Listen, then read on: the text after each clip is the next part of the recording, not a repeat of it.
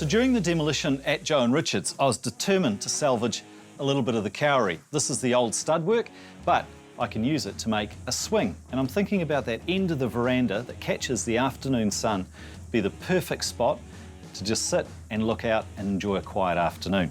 So I need some rope, obviously. We'll fasten it to the veranda with some eye bolts. And then to add a little bit of difference, I'm going to fix it together with some threaded rod.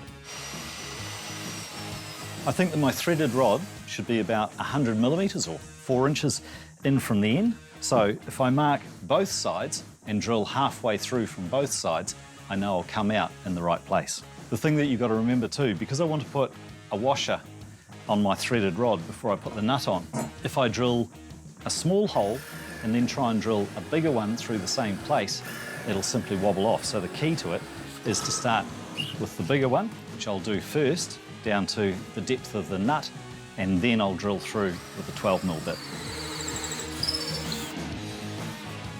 So if my measurements are good, this should be able to go all the way through. But I think that, just leaving it like that, is going to be a bit boring. So I'm going to have a gap in between.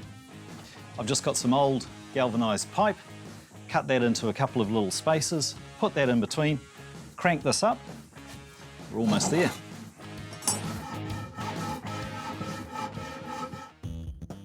So my 2 sections of threaded rod, each with a nut and a washer on one end, go in followed by the spacers, the second plank and the remaining washers and nuts.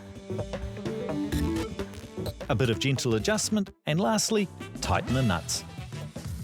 Right, we've got to hang it up somehow, which is where the rope comes into play. My thinking is that I'll do a hole towards the front and back of each piece. Once again, marking the centre of the holes on both sides and drilling in from each side to meet in the middle. Because I'm unsure about the pitch of the veranda roof, I'm simply going to thread the rope through, and then I can then adjust them using a bolt, and that'll make sure that the swing is nice and level. Now that I've made the swing, and because I know it's going to be outside on the front veranda, I think it needs a little bit of protection from the elements, so I'm just going to use some furniture stain like you might use on any outdoor furniture. This will just completely soak in too. There's not going to be any gloss level. It will simply look like an old piece of kauri, which is exactly what I wanted it to do.